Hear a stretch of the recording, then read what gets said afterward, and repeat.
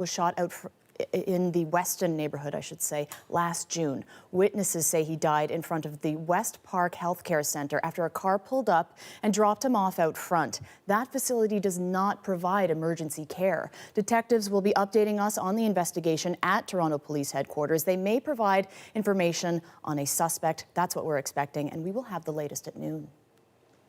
A driver who pleaded guilty in a crash last year in Etobicoke that killed 3 young siblings is expected to be in court today for a sentencing hearing. Ethan Lahoulier of Georgetown pleaded guilty late last year to impaired driving causing death and impaired driving causing bodily harm in May of 2025 after a crash. Lahoulier, who was 19 at the time, was behind the wheel of a Dodge Caravan when he lost control of the vehicle. It collided with another minivan stopped at a traffic light. In that van were 4 young siblings and their mother and a family friend. 3 of the children, Ramon, Jace, and Maya, were killed. Victim impact statements are expected to be heard in court today. Now, former Toronto City Councillor Giorgio Mammoliti has died at the age of 64. He served on council for nearly 2 decades, representing Ward 7, York West. Mammoliti also ran for mayor, losing to Olivia Chow in 2023. Del Manukduk has more.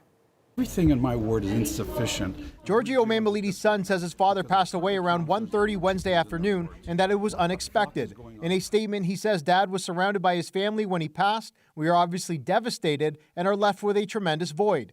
Dad loved his family, his community, and our beautiful city. We respectfully ask for privacy at this time. Mammoliti's political career dates all the way back to 1990 when he was first elected as an MPP as a member of the NDP. He was just 28 years old at the time. Close friends, remained friends, even though at times, we were political foes. Current City Councillor Anthony Perruzza was also elected an MPP in 1990. Giorgio was a very, strong, opinionated fighter. When he believed in something or a cause, he fought with all he had. Mammoliti represented Ward 7 York West on City Council from 2000 to 2018, at which point Premier Doug Ford shrunk council. That's when his longtime friend Perruzza defeated him for the Ward 7 seat of Humber River Black Creek. I think he had an impact on politics in the city, on how we do political work, how we represent our communities and our constituents. Several current councillors overlapped with him. James Pasternak posting to social media that Mammoliti always treated him with the utmost respect and that he enjoyed his humor, energy, and passion to speak his mind. Mike Cole sending his condolences to family and friends and saying may Giorgio's memory be an eternal blessing. And MPP Donna Skelly posting as Speaker and on behalf of the Legislative Assembly of Ontario its condolences. At City Hall, Mammoliti was outspoken and had a complicated history. He called criminals living in social housing, quote, cockroaches, and was a staunch defender of Rob Ford amid the late mayor's crack cocaine scandal. Mammoliti later ran unsuccessfully to become the mayor of Wasaga Beach. He also lost to Olivia Chow in Toronto's 2023 mayoral by-election. We mourn his passing, and I send my deepest condolence to his families and his loved ones. Flags at City Hall, Metro Hall, and Civic Centers are being flown at half-mast. Christopher Mammoliti says the family will share funeral information when it's ready. Dale Manukduk, CBC News, Toronto.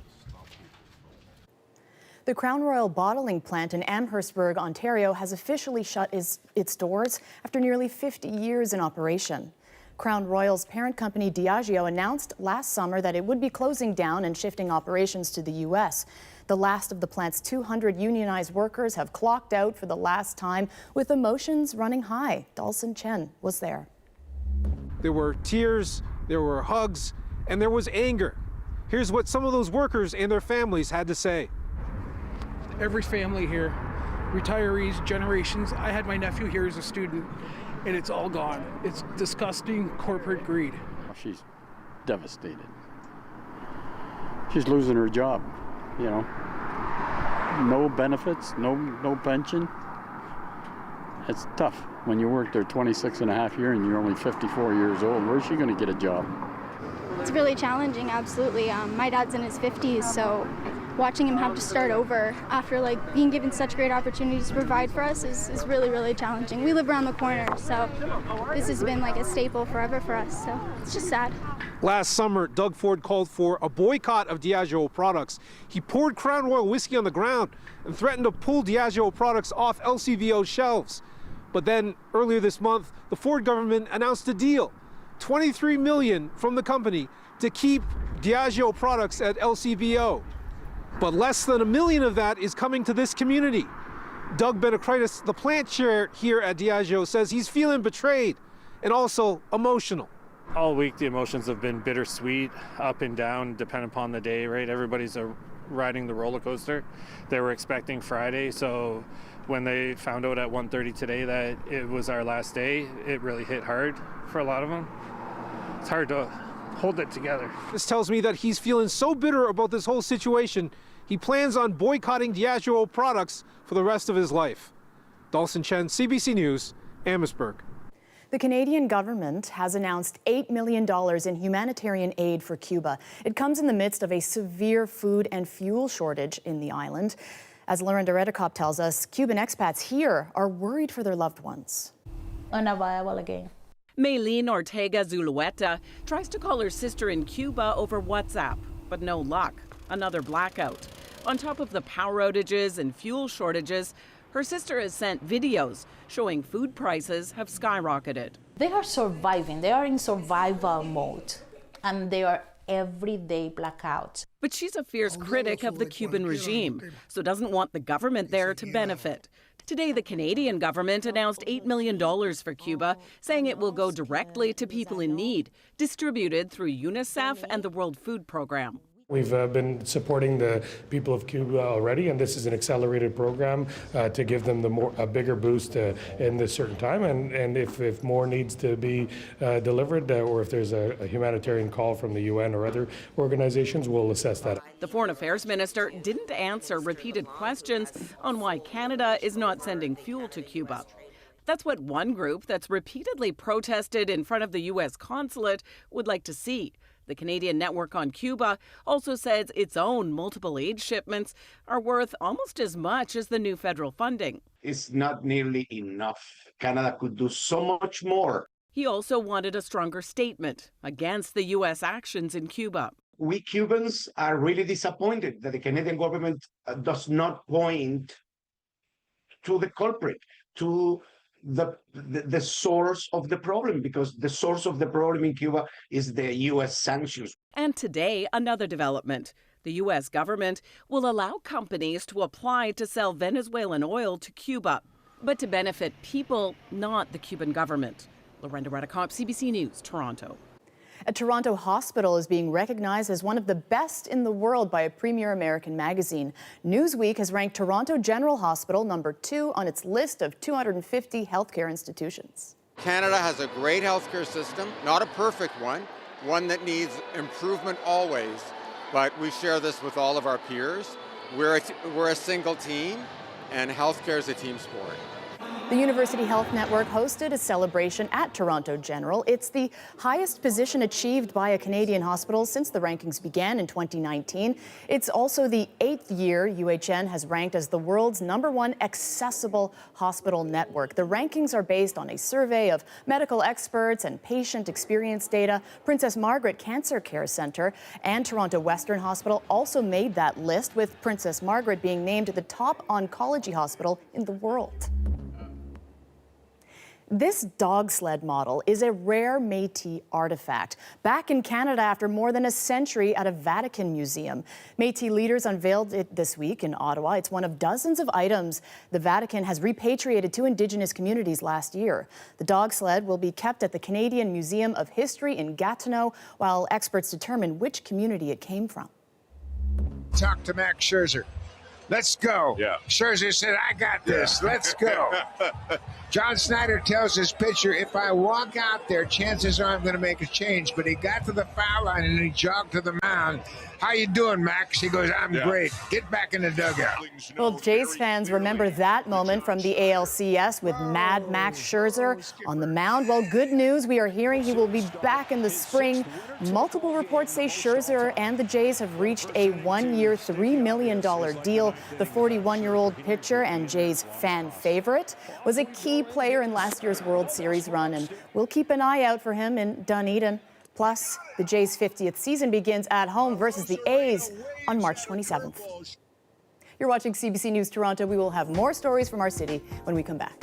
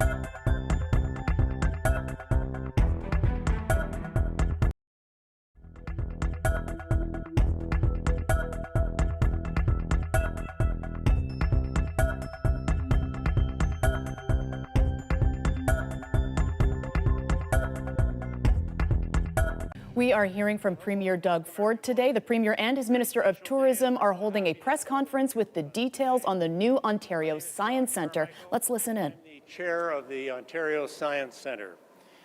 I'll have more to share shortly about what this day means for us. But first, may I turn your attention to the screens for a brief video. Ontario Place is being rebuilt into a year-round, family-friendly destination. With world-class restaurants and dining options, more parkland, more waterfront, more ways to learn, play, and grow year-round, and more ways to get to Ontario Place quickly and conveniently. We're creating a new home for a state-of-the-art Ontario Science Centre, integrating the iconic pods and Cinesphere into the new Science Centre building, and connecting them seamlessly to the waterfront at Ontario Place. From learning about local nature to high-tech, hands-on educational exhibits, the new Ontario Science Centre will deliver immersive, innovative activities with more square footage for programming than ever before, sparking curiosity and inspiring the next generation of young scientists as it welcomes millions of visitors each year. The reimagined Ontario Place will offer more than 50 acres of free, publicly accessible spaces. The East Island will become a vibrant hub with family-friendly play areas and space for cultural events. We're preserving key heritage features while creating new spaces connected by trails, bridges, and walkways, along with year-round waterfront experiences and recreational activities. An upgraded marina will feature modern boat slips and a public plaza with open-air pavilions and flexible community spaces. Toronto's most iconic outdoor live music venue is also getting a major refresh. The redesigned, reimagined RBC Amphitheatre will become a new year-round venue for music fans and artists, with more space for concert-goers than ever before. And families will be able to relax and recharge at Therma, an all-season oasis with pools, saunas, water slides, a great selection of dining options, and fun for the entire family. To top it off, we're connecting Ontario Place to the rest of the world through the all-new Ontario line at Exhibition Station, which will also provide access to fast, convenient GO service across the Greater Golden Horseshoe, just steps away from Toronto's Billy Bishop Airport. These exciting new venues and upgraded spaces will help make the new Ontario Place an iconic destination filled with excitement and possibility for generations to come.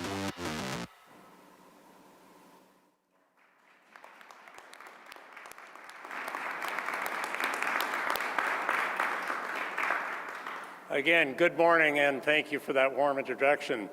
I'm honored to be here on behalf of the Ontario Science Centre alongside our CEO, Paul Courtnar, and Chris Tambakis, our Board Vice Chair.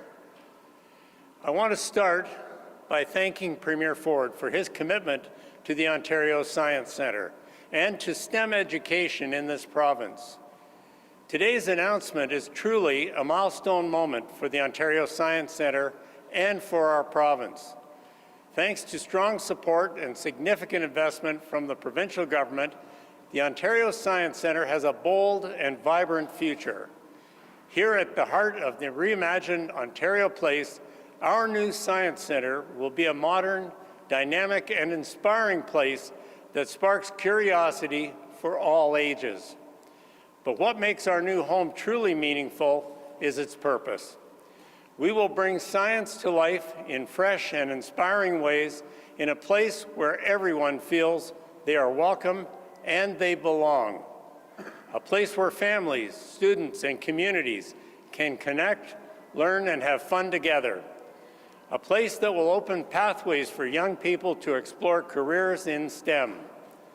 A place where big questions can be asked, where ideas can be tested, and where there's no limit to creativity and innovation.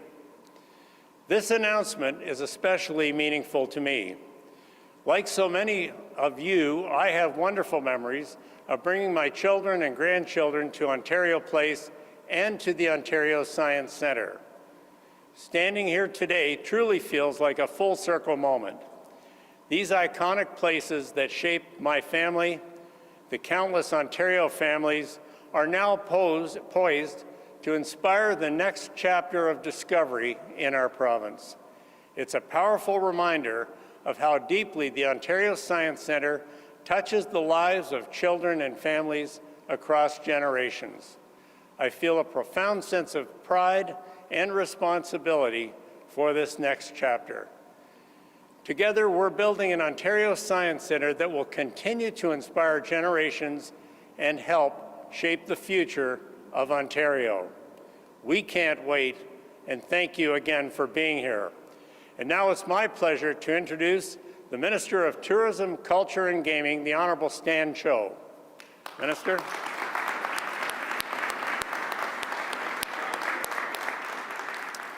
Thank you very much, John, to you, Chris, to Paul, the rest of the board, for all of your dedication. We're not here without your efforts this morning. Thank you so much. I also want to introduce some of my colleagues that are here: Minister Thanigasalam, Minister Raymond Cho, Minister Michael Kersner, Parliamentary Assistant Billy Deneau, Parliamentary Assistant Mohammed Firin, and MPP Aris Babikian. And of course, I want to thank the Premier for being here and his incredible leadership on this visionary project, as well as Minister Kinga Surma, who had a big hand in getting us to where we are this morning, who's not able to attend today. Look, growing up, I have fond memories of the Science Centre, like many of you. In fact, I was a card-carrying member of the Science Centre in my adult years. And so, like so many families across this province, I have very fond memories.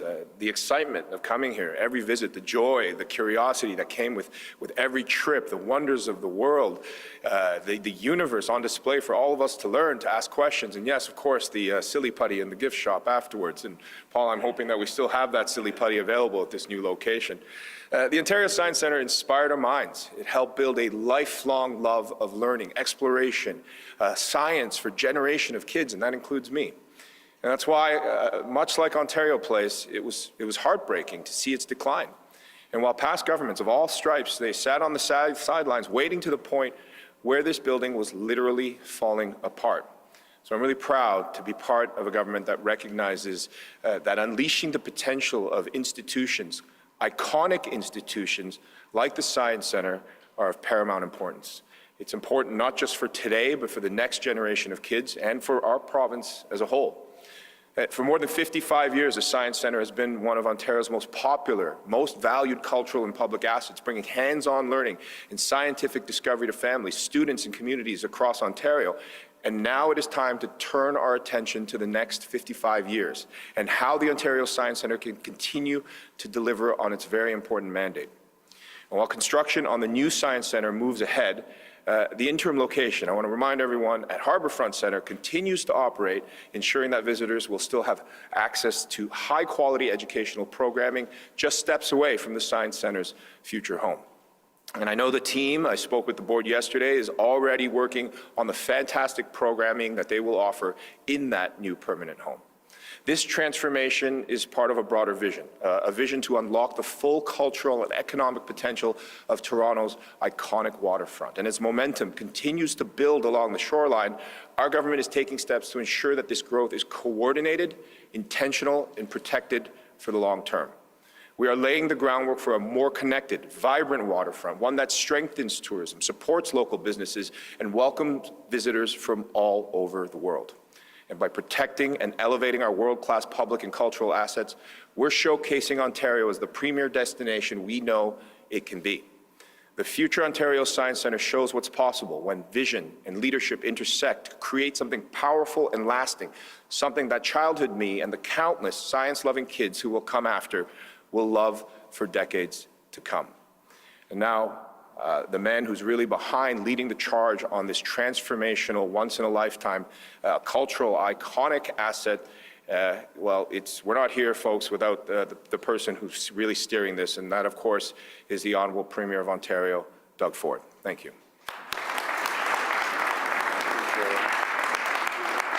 Wow. You know something, folks? First of all, good morning, everyone. And I couldn't sleep, not that I sleep any night, but I couldn't sleep last night. This is stunning. This is world class. And when they first showed me the architectural designs, I was like, wow, this is going to be world class. Everyone in the world will be talking about our Ontario Science Centre. And I just want to thank you, Minister Cho, for all your hard work and for the introduction. I'm so pleased to be back here at Ontario Place today and one of the Ontario landmarks attractions. And I also want to thank John, Paul, and Chris. Thank you for blazing a new trail for generations to come. It couldn't happen without your support. But I know you already mentioned our team. I'll mention them again.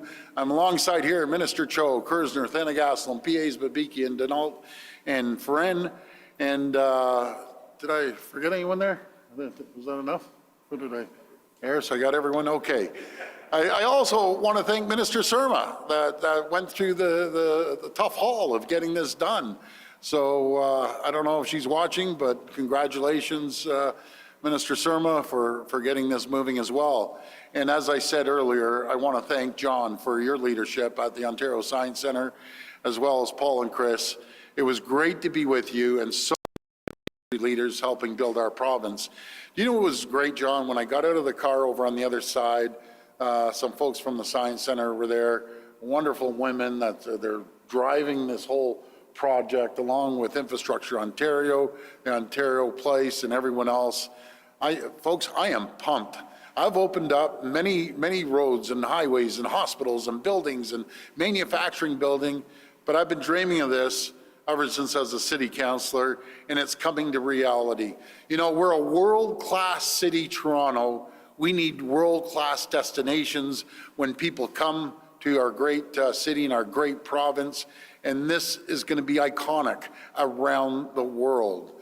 I want to acknowledge all the organizations that have made today possible and are helping us deliver on our vision.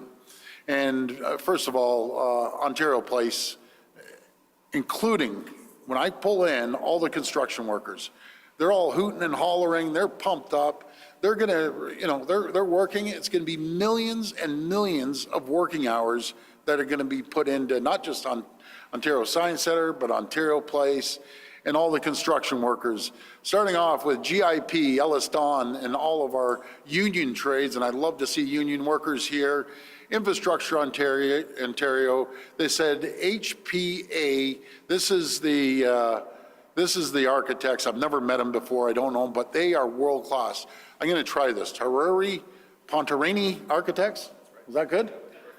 Anyone wants anything built, call these guys, because they're absolute champions.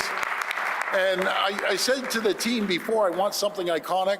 My goodness, you just hit that ball right out of the park. It's still sailing across Lake Ontario. So thank you to the architectural firm. I couldn't be happier. Amico, Sassery? Those are a couple of construction companies. The Tourism Industry Association of Ontario, Destination Toronto, Destination Ontario, Waterfront Toronto, Harbourfront Centre, the Waterfront BIA, the Toronto International Film Festival, Ontario Creates, Therme Canada, Live Nation, Ontario Science Centre, and everyone else that's helping build this beautiful, beautiful destination. Folks, this is what I love, when everyone collaborates and cooperates together. There's nothing that we can't build right here in Ontario. It's been just under 1 year since the people of Ontario endorsed our plan to protect Ontario, and we're getting it done. We're building a provincial economy that is more resilient and self-reliant and more able to stand up to President Trump's tariffs and anything else that comes our way. Here in Toronto, we're making record investments to support the city's growth and support people, businesses, and jobs. That includes transformational transit projects like the Ontario Line, the Yonge North Subway Extension, the Scarborough Subway Extension, the Eglinton Crosstown, and the Eglinton Crosstown West Extension, the Finch West LRT, as well as the Hazel McCallion Line in Peel and the Hamilton LRT. Folks, this country, North America, has never seen a province or jurisdiction or a city grow the way we're growing. The investment of $223 billion into infrastructure, no matter if it's building new hospitals or $29 billion of new schools and long-term care homes and highways and bridges and roads, and the list keeps going on. Like, we are on fire here in Ontario. We're moving forward. We're investing in the highways that help keep gridlock down, because, you know, gridlock, folks, I'm speaking at the Toronto Board of Trade tonight, and they always tell me gridlock is costing our province, especially the GTHA, ready for this? $56 billion of lost economic development. Well, we're going to make sure that it's not going to be losing $56 billion. We're going to be adding $56 billion and get people where they need to go faster, including Highway 413, the Bradford bypass, and the beautiful 401 tunnel that they're going to start doing some groundwork and stuff right in April. So that's going to be incredible, as well as the $73 million investment we made to speed up construction on the Gardiner Expressway, which helped work finish 15 months ahead of schedule. How do you put that into dollars? That now, 15 months earlier, traffic is moving. Mind you, the Gardiner and the DVP, I call it the parking lots, but it's still moving a lot quicker than if we didn't invest that money. These investments are keeping workers on the job and will support economic growth in Toronto and across Ontario for decades to come. As part of our plan to protect Ontario, we're also investing in our world-class tourism sector, which generates, this is one of the biggest sectors we have in the province, $33 billion every year, supporting more than 325,000 good-paying jobs across our province, and often provides first paychecks for summer students and young people.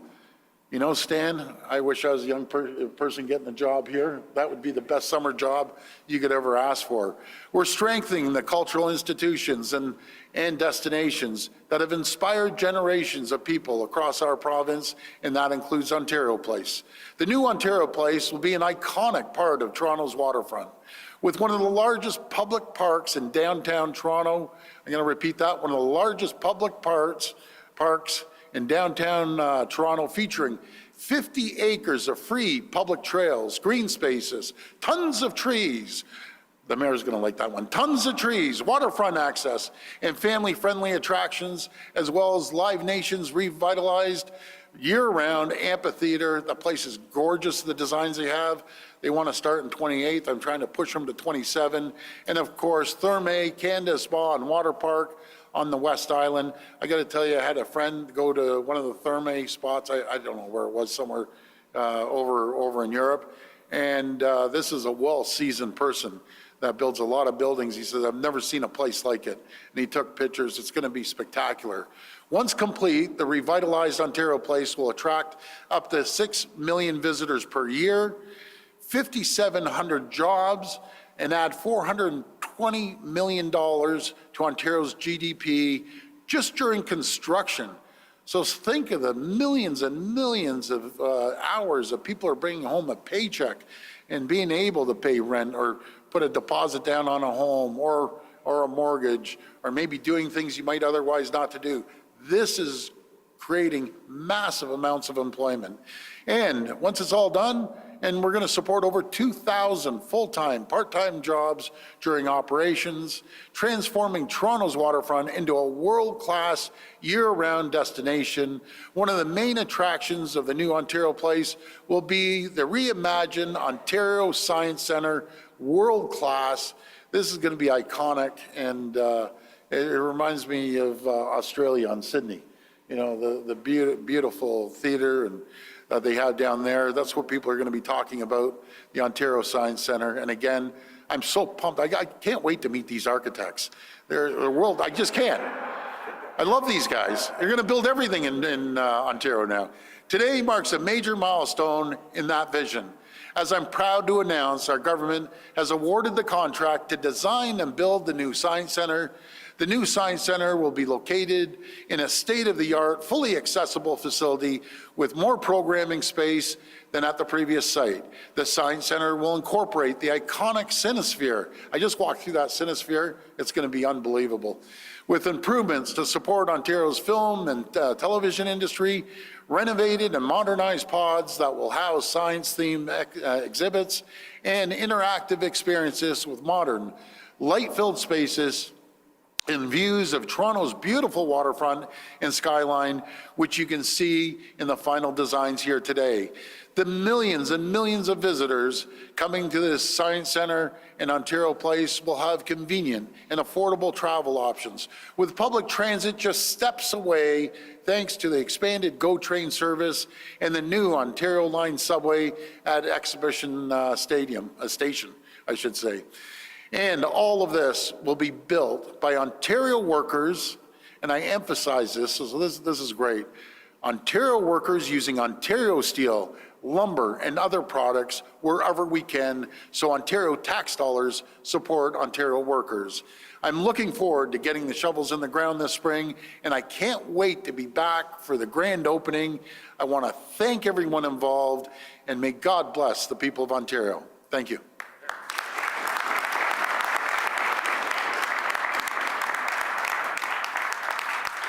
We will now take questions from the media. Media present can line up behind me and ask their questions through the microphone. As a friendly reminder, the format is one question and one follow-up. Please state your name and your outlet before your question. Morning, Premier. Liam Casey with the Canadian Press. The Auditor General says the Science Centre is going to cost about $1.4 billion. The contract awarded today is a shade over $1 billion. I'm wondering if you can tell us what the total amount taxpayers will be on the hook for to build the new Science Centre. I believe it's $1 billion. I'm not too sure where the Auditor General gets her information, but here nor there, it's going to be $1 billion. Did you want to add anything, Stan? Yeah. Thank you for the question, Liam. Yeah, it's $1.04 billion is the approximate cost that we've calculated. But what is included in that is a 30-year maintenance program for the new Science Centre. You can see that the old Science Centre at 770 Don Mills, as great as it was in its heyday, it started to fall apart. And I think part of that challenge and why it got there was the lack of maintenance on the building itself. So the budget includes making sure that the maintenance is looked after on the physical building so that we're not just putting great exhibits in there, that we're making sure that the building is cared for. And the other great part about the new Science Centre is it's a much more efficient use of the exhibit space. And because you've got these pods, one of them that we're in right now, you've actually got the ability to bring the exhibit space elsewhere and outside. You can see that we're right here on the most iconic waterfront in the entire country. There's an opportunity here, and I'm having conversations with the board and the staff about this, about bringing the education and the learning experience, not just within the exhibit walls, but to the surrounding environment that we have readily, very easy to access just outside. So we're very proud of what's coming here. It's going to be, as I said, a transformational opportunity to have a true cultural iconic asset right here on the most famous waterfront in Canada. Premier, on another topic, the assault charges against the Lindsay homeowner were dropped this morning. That was the case where you said something was broken with the system. Yeah. I'm wondering if you think that the system actually worked, or if you think the police need to think twice before laying charges in the first place. Well, if what I understand, if the guy breaks into your house and he has a crossbow ready to kill you, it's free game. You protect your life, you protect your family, and there isn't one person anywhere in Ontario, anywhere, that if someone's breaking in your house and they're going to harm your children, harm your spouse, then, and I don't think they had children in the room, to be fair, but you're protecting your property. Guys, if you break into someone's home, you need to pay the price. I'll tell you, anyone breaks into my home, it's going to be a bad day for them, real bad day. And every person in here will fight for their lives to protect their home and their families. And unfortunately, one man did that, protect his little 4-year-old, and that dirty scumbag shot him to death in front of his kids. That guy needs to go to jail for the rest of his life. Put him in a hole somewhere for the next 100 years. Those 4 little kids watching their dad get executed in front of his wife and his 4 kids, it's disgusting, absolutely disgusting. And we have to start making sure these people stay in jail, not going out for bail once, twice, 3 times, 4 times, 5 times. They make a mockery of our justice system. That's what they're doing. Anyways, this is supposed to be a good news story. Sorry for ranting. Let's get back to Ontario Science Centre and Ontario Place. Thanks for getting me going, buddy. I appreciate that, Lee. Thank you. Hi, Premier. Tina with City News. Tina, how are you? Good, thank you. And I am going to ask about Ontario Place. My first question is just, are we on track to open this building in 2029? As far as I know, that's going to be up to Stan and John and his team to get things moving, and I'm confident they will. They're going to go full steam. I am just so excited about this. I can't begin to tell you. This is going to be incredible. We're changing the face of not just Ontario, but Toronto specifically. There's so many conventions that are coming in here. And by the way, we're going to tackle that next. I won't get into it, but we're last in convention centers around the world. Conventions aren't coming here because we're last place, 24 out of 25 cities. So we're going to build something iconic, world-class, and we're changing Ontario. We're changing Toronto and the GTHA. I do have to ask about the original building. It's obviously survived a lot of snow this winter, record snowfall in Toronto. I know you refer back to those engineers' reports. That's when right. we ask about this.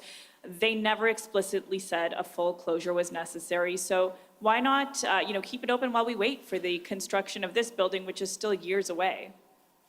Do you have kids? Would you put them? Okay, would you put them in that building? Because I wouldn't put my kids in there. And as the premier, I'm not taking a chance. God forbid those roofs have collapsed. The same design, those same roof designs have collapsed many places around the world. It's unsafe. Many schools are built with those same roofs as well. Again, thank you for that. But it's a rundown old building. I get it. People are passionate. People want to keep the same dirt road. They want to keep the same buildings. Compare that to this. Compare the locations. Compare the destination. Guys, come on, I get it.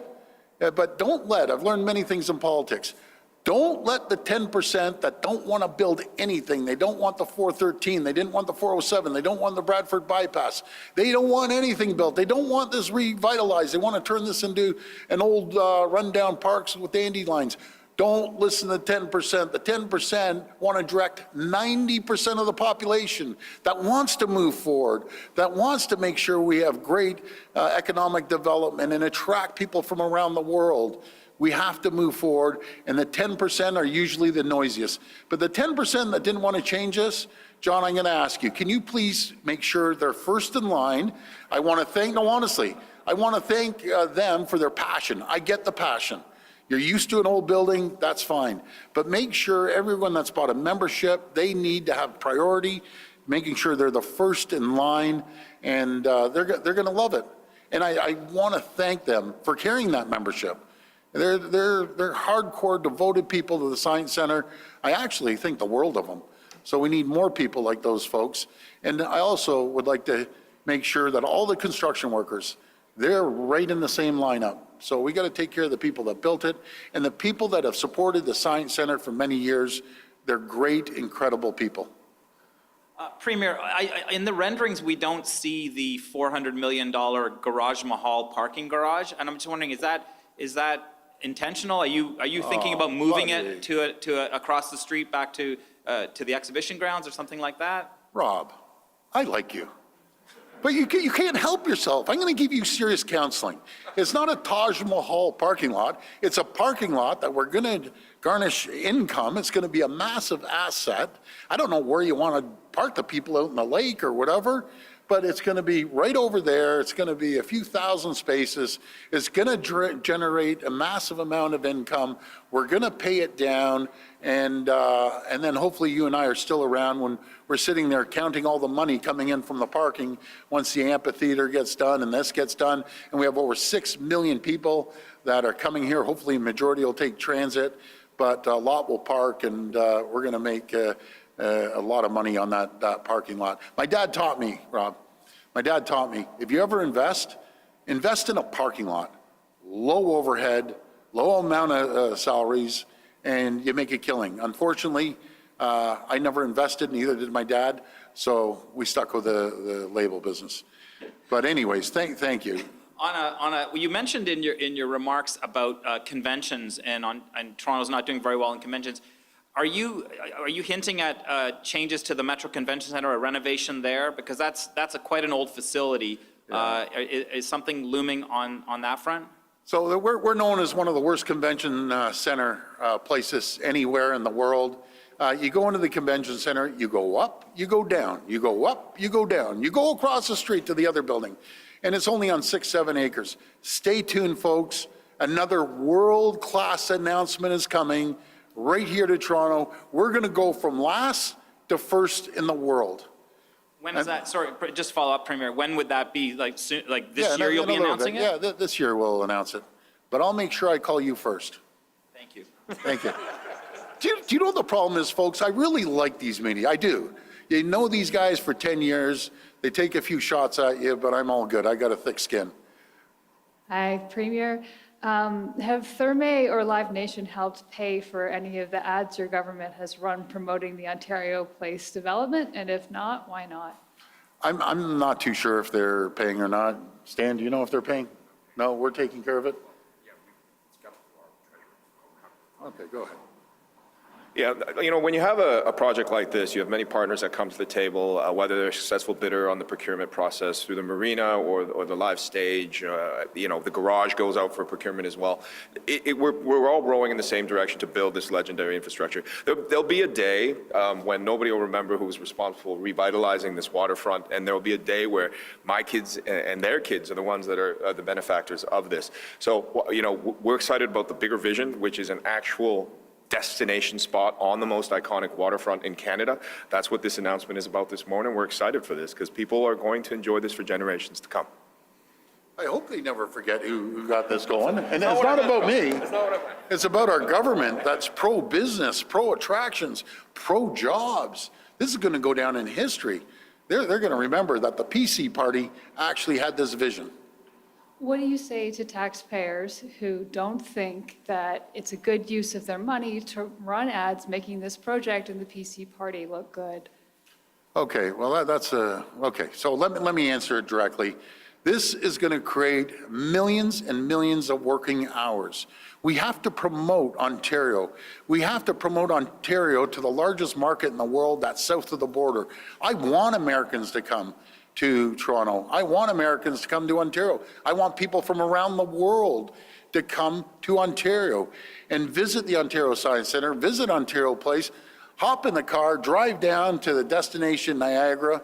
Folks, we're moving on all cylinders. This is absolutely fantastic. It's going to pay back dividends 10 to 100 times. It's a no-brainer. You have to advertise in business. Another thing I've learned in business, things are going tough. Never cut your sales force, never cut your marketing department. They're the ones that are going to revitalize your company, or in this case, a beautiful destination.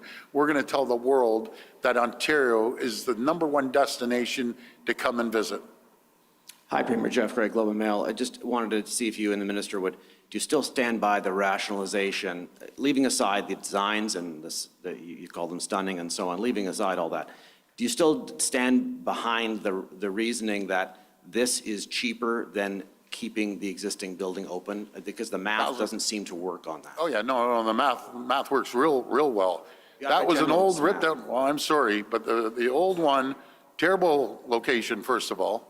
And secondly, it's decrepit.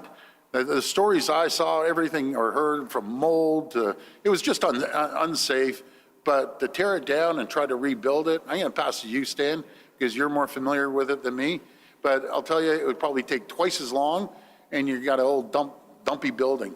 Folks, media, I got my OPP, get the defibrillator out, because if you once come out here and say, this is incredible what you've done, I would keel over of a grabber. I would. Okay, but go ahead. It's not our job. But it is your job, to be honest. Thank you, Premier. And Jeff, you know, when it comes to the old location, look, I mentioned in my opening remarks, I'm a former card-carrying member of this place. I saw what it used to be and where it was going. And it just, sometimes you got to accept that, you know, the patchwork's not going to work anymore. That was the case with this building at 770 Don Mills. You know, it was a transit desert until the Ontario line was coming in. It's still not optimal for revenue optimization. Let's compare it to being on the most iconic waterfront at the doorstep of the economic engine of the country, and what's going on around here. Like whether you're going to a Scepters game, a Tempo game, going to the X, seeing a concert at the RBC stage, or, you know, you have a boat over here at the marina, or you're at the splash park with your kids, or enjoying the sunsets on the West Beach. There's an opportunity for that energy to draw those 6 million visitors every single year, so you have those options. The story has to make sense for tourism, which, as the Premier mentioned, is a $34 billion a year industry. These are huge numbers. What we have in an opportunity of bringing that synergy together in a destination is saying that you have those options. So maybe a visitor's not going to be staying here for 1 or 2 days. Maybe it's 1 or 2 weeks. We've given them the reason to be here. The Science Centre is part of that that story. It's so much more than just the physical building. It's part of that story that we're telling, that we're saying we're no longer going to accept Ontario Place sinking into the lake for the better part of 2 decades. We're going to restore it to the glory it should have always been, and it's going to be a destination for people from all over the world. This is a truly transformational opportunity we have today. And as a follow-up then for the Premier or for the Minister, are there still plans outstanding? Is there still a procurement to come for hospitality or restaurants or something at Ontario Place, or is this it? Because there was talk about that, and then it seemed to fade away. So is this all we've got, or is there more to come?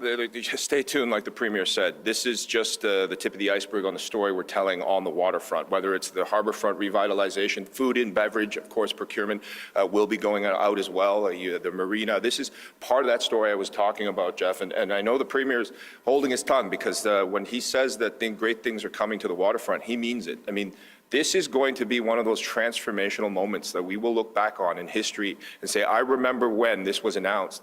And this skyline will be unrecognizable thanks to the leadership of the Premier. And I can't wait to share some of those details to come. But to answer your question very directly, lots more on the way. Thanks, Stan. Just to clarify before I get to my questions, it's Lorenda Redicop with CBC. Lorenda. When you're talking convention space, are you talking also at Ontario Place? No, just stay tuned. That's my problem. I don't hold my tongue. That's my biggest downfall. Anyways, just stay tuned, Lorenda. It's going to be jaw-dropping. Like, this is jaw-dropping. Wait until you wait for the plans. It's going to be wow. Pierre Poilievre is going to be speaking at noon, talking about Canada-U.S. relations. We understand he is going to be mentioning President Donald Trump. What do you want to hear from the federal Conservative leader that maybe we haven't heard before? Well, I just want to hear that he's going to work collaboratively with our federal government. I don't care who's the Prime Minister. It could be the Red Party, the Blue Party, probably never the Orange Party, but we will, I work with anyone, and I don't care if Pierre ever became Prime Minister, I'd be working with him. I work well with the Prime Minister right now.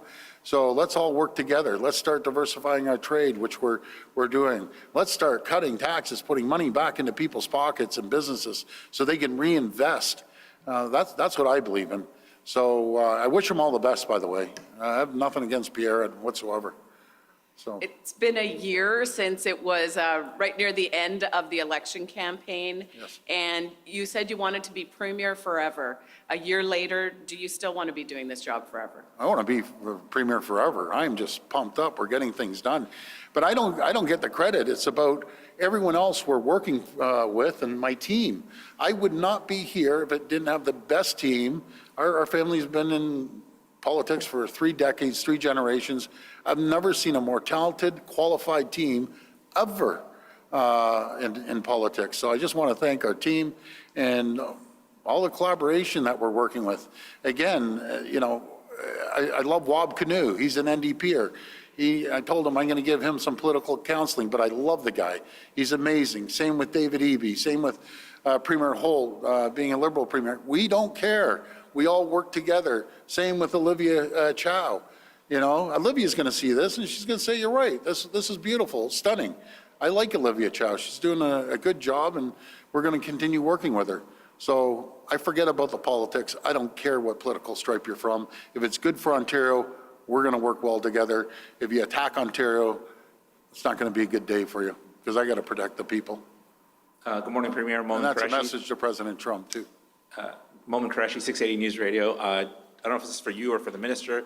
The old Science Center was more than 500,000 square feet. I just wanted to know, A, what is the square footage on the new one? And B, if it is smaller, can you explain how that means there'll be more space for programming in a smaller building?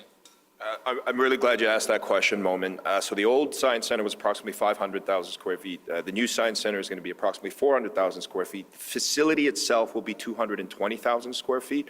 But the story is so much more than that. If you look at the old Science Center, and I'm not sure the last time you were in that building, but I remember the last time clearly that I was as an adult thinking, I've got to give up my membership. I just remember looking around the building thinking, what an incredible, inefficient use of space.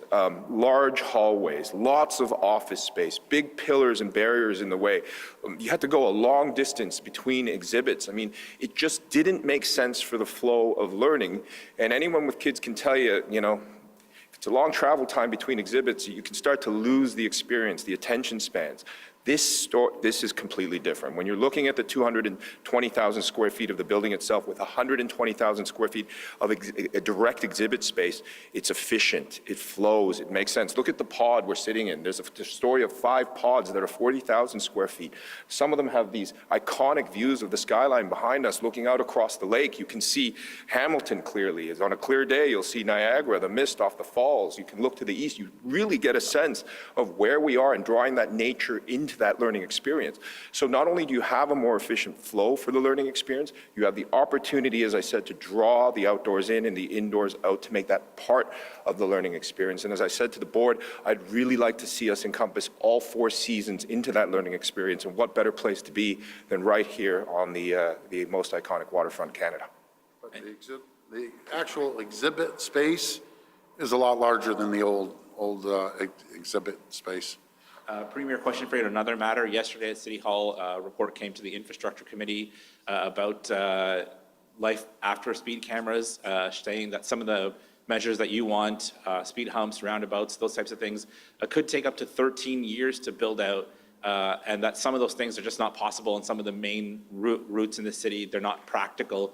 And that had some councillors very concerned about the safety of children, and that maybe, unfortunately, God forbid, some of them could die. And one councillor went so far to say, if that happens, that you should be held responsible then for that. So what's your kind of take on the time? Here we go. Only the radical left at City Hall, the most dysfunctional political arena in the entire country, always has been, always will be, that says it takes 13 years to build a speed bump. That's the problem. Those people should not be reelected. Hand that over to me. I'll show you how to do a roundabout in months opposed to 13 years. I'll show you how to do a speed bump. What they forget, I lived 4 years down there. I know all the shenanigans and all the games they play. You know, if you left it up to them, they'd destroy everything in their path.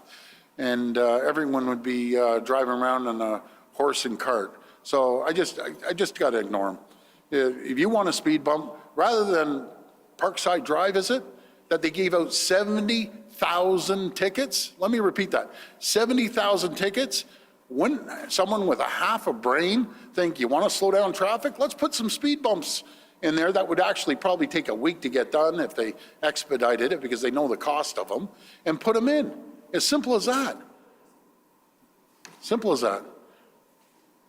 Hi, Premier. Siobhan Morris, CTV News. I'm wondering about your proposal to give more powers to special constables on transit to deal with drug use. Can you explain what the problem is you're trying to solve there, and some of the reaction we've heard in recent days that it further victimizes people who are already vulnerable?